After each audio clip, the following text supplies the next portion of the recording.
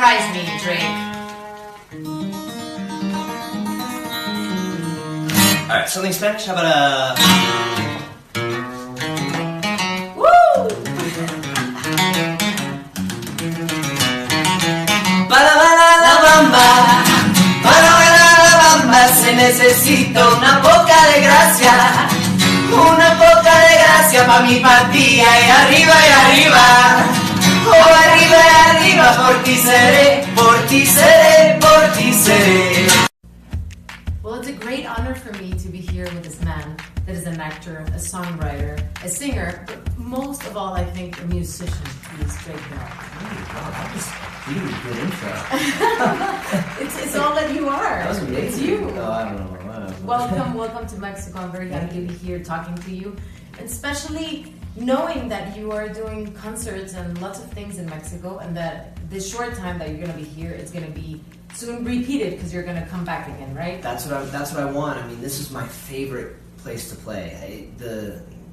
I came out here for the first time, I think, in 2008, and it was like nowhere else I'd ever played in the world. I mean, I've traveled all over the world. I've played everywhere, and the fans here are just, I don't know. I feel like they're more like family.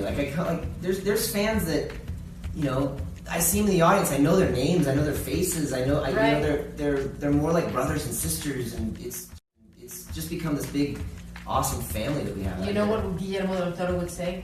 We are Mexican. Well, that's what it is. You know, it's an amazing culture, and I've just been so blessed to be able to be so embraced by it. You know? Drake, I want to go a little bit to the past.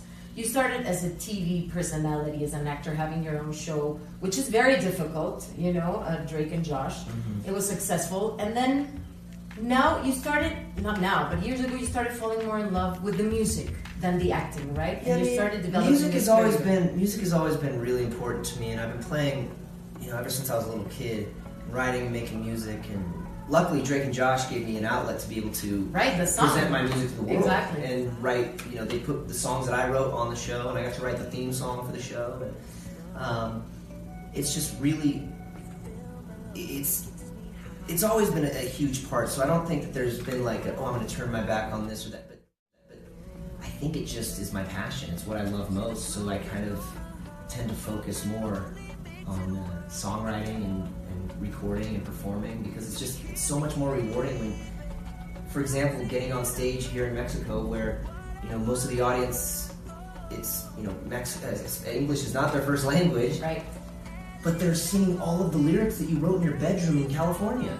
Yeah, you're like, that's the beauty about music. Wow, you know, that's so much more rewarding than saying somebody else's dialogue that they wrote for you for a character that they created on a show. You know, it's like not as artistic.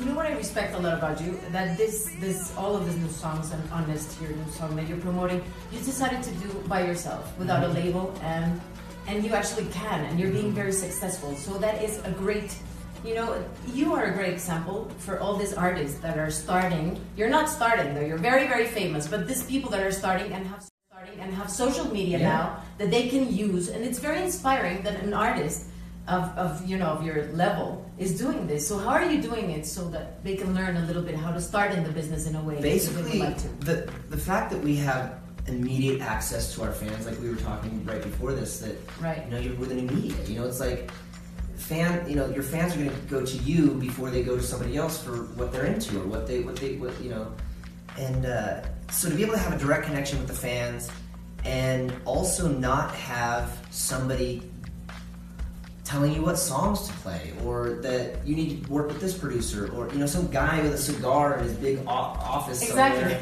that has, you know, 50 other artists, and he doesn't really care about you, and all, and, you know, an A&R guy that's telling you to do something else. Now what I can do, you've been there. I've been there, done that. Yeah. And it always stifles the creativeness. It always stifles the creativity.